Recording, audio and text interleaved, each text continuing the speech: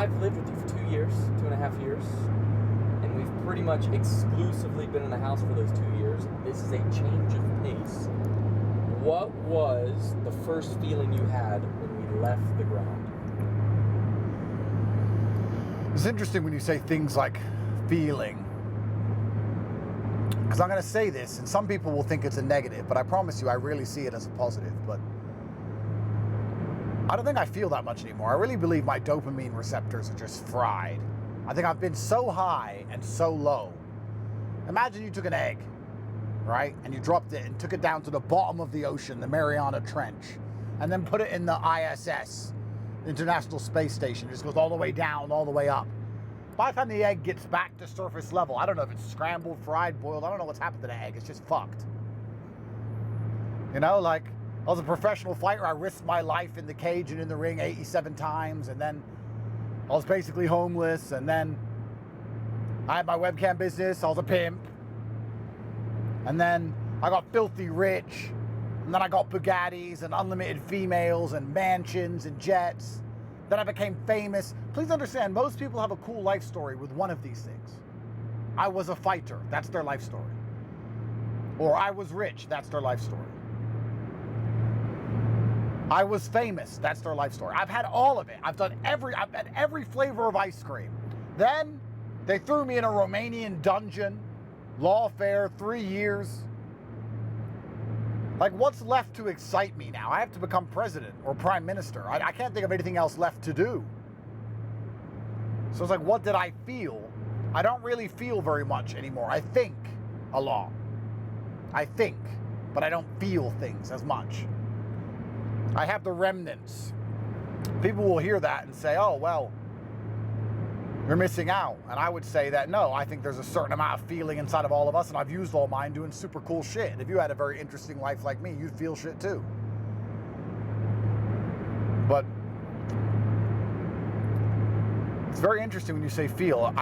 I am so good under stress all of the time, and so good in the worst scenarios. I can laugh on my way to the chopping block. I'll laugh as they put my head in the guillotine. I don't give a shit. And there's no light without dark. So if you're the kind of guy who can stand there as they shoot you with their last bullet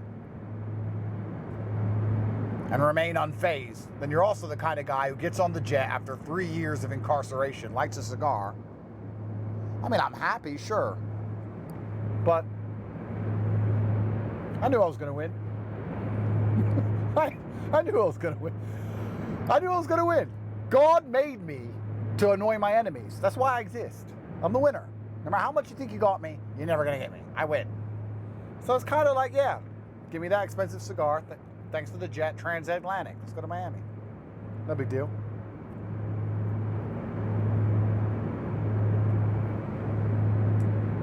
Two and a half years, house arrest. What's one thing that you're going to miss the most about that time period? I already miss house arrest. I've been out of the house, what, 6 hours? Best thing about house arrest is that there's no FOMO. You'd think you'd have insane FOMO under house arrest, but in fact, all FOMO goes away. When you can go out the house, you feel like you need to be somewhere. Where do I need to go? It's spring break. Which party? When you're on house arrest, all that goes away. I'm on house arrest. I have to do my training and sit on my laptop, service my females and stroke my dog. It's a simple life. And I'm not very good at having a simple life, and I can't force myself to have a simple life when I am free. The people who are good at having simple lives don't often get rich. The only reason I got rich in the first place is because I was monumentally greedy and because I had insane FOMO. That's why I got rich, because I was poor and thought I'm missing out on life. So that drove me, that insatiable greed and that permanent FOMO. House arrest all went away. It was quite peaceful, to be honest with you. Now, do I go to Miami? Do I go to LA? Do I go to Dubai? Do I go to Tokyo? Where do I go? I have all these people to talk to. I have all these things I'm supposed to do.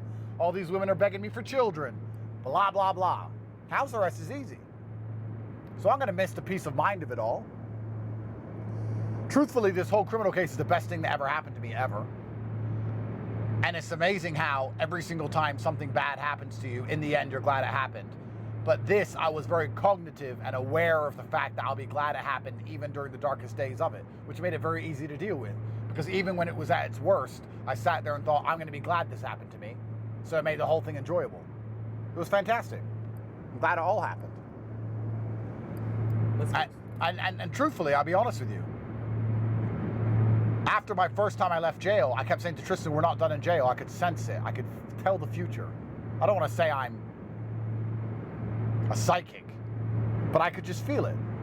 I know things. I know how my story ends. I know where this story goes. I know all of it. I know I'm going to become prime minister, perhaps even president. I might upgrade it. I know all these things.